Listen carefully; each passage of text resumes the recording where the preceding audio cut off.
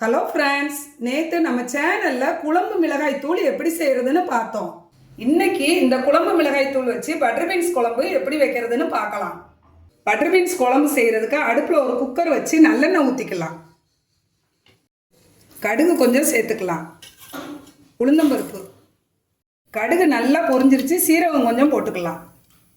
பெருங்காயத்தூள், கருவேப்பிலை கிள்ளி போட்டுக்கலாம். பொடியாக நறுக்குன வெங்காயம், அடுப்பை சிம்மில் வச்சு வெங்காயத்தை கிளறி கொடுத்துக்கலாம். ஒரு 7 பல் பூடு சேர்த்துக்கலாம். பூடு எதுக்காக சேர்க்குறோன்னா, சிலருக்கு பட்டர் பீன்ஸ் சாப்பிட்டா கேஸ்ட்ரிக் ப்ராப்ளம் வரும். அதுக்காக நம்ம பூடு சேர்த்துக்கிறோம். பொடியாக நறுக்குன தக்காளி பழம் 2. தக்காளி பழம் வேகமாக வதங்குறதுக்காக கல்லுப்பு கொஞ்சம் சேர்த்துக்கலாம். அடுப்பை சிம்மில் வச்சு கிளறி கொடுத்துக்கலாம். குக்கரை லேசாக மூடி வச்சுக்கலாம். இப்படி செஞ்சனா தக்காளியிலேருந்து தண்ணி விடும். தக்காளி வேகமாக வதங்கிடும்.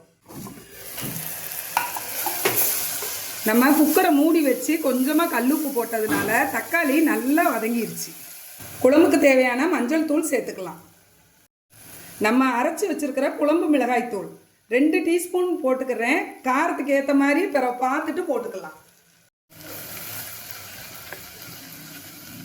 குழம்பு மிளகாய் தூள் போட்டு நல்லா வதங்கிருச்சு. இப்போ பட்டர் பீன்ஸை கழுவி சேர்த்துக்கலாம்.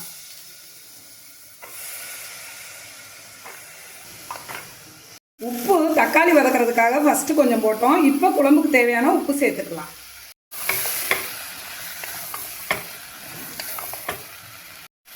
புளி தண்ணி கொஞ்சமாக கரைச்சி வச்சுருக்கிறேன். இதை குழம்புக்கு சேர்த்துக்கலாம். கெட்டியான தேங்காய் பால் 1 கப் எடுத்து வச்சுருக்கிறேன். இதையும் சேர்த்துக்கலாம். குழம்புக்கு தேவையான தண்ணி ஊற்றிக்கலாம். குழம்பு நல்லா கொதி வந்துருச்சு. ஒரே ஒரு பச்சை மிளகாய் கீறி போட்டுக்கலாம். பச்சை மிளகாய் இந்த மாதிரி போட்டோன்னா குழம்பு நல்லா வாசமாக இருக்கும். குக்கரை மூடிக்கலாம். வெயிட் போட்டுக்கலாம். ஒரு சவுண்டு வந்துருச்சு. அடுப்பை சிம்மில் வச்சிடலாம்.